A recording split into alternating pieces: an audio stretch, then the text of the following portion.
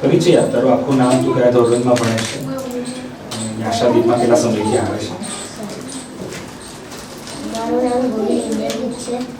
હું ધોરણ 6 માં ભણું છું અને મારી સ્કૂલ કવિકુમારની પ્રાથમિક શાળા છે અને હું આશાદીપમાં 2-3 મહિનાથી આવું છું સીધા. અને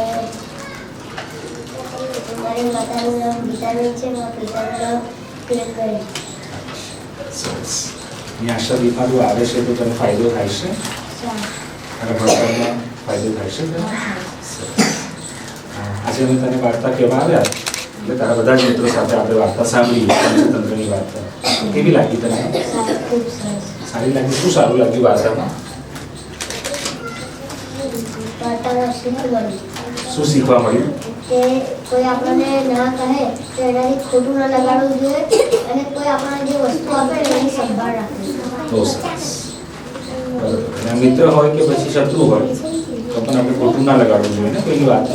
બરાબર. હવે તને ગમશે આવી બધી વાર્તાઓ સાંભળવી? તને કોઈ વાર્તાઓ કહેશે ઘરે? કોણ કહેશે તને વાર્તાઓ? દાદા કેવી વાર્તાઓ કરે છે? ખબર પ્રાણીઓ પછી એના પછી શું વાર્તાનો બોધ હોય એ પણ કહેશે દાદા કે શું શીખવા મળ્યું? હવે તને વાર્તા આખી સમજાય ગઈ વ્યવસ્થિત? શું થતું હતું વાર્તામાં? કેટલા પાત્રો હતા? ઘણા બતાવો મને કેટલા પાત્રો હતા? શરૂ ક્યાંથી થાય છે?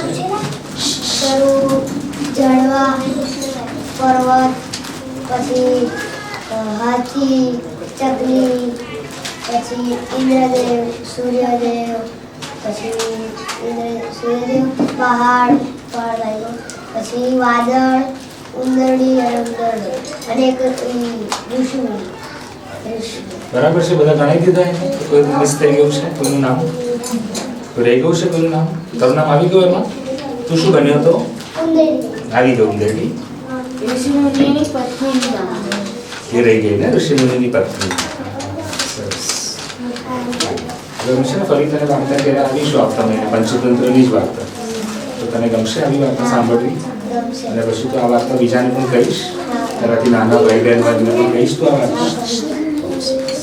ઓકે, થેન્ક યુ બેટા, થેન્ક યુ. હાથ પર થેન્ક યુ.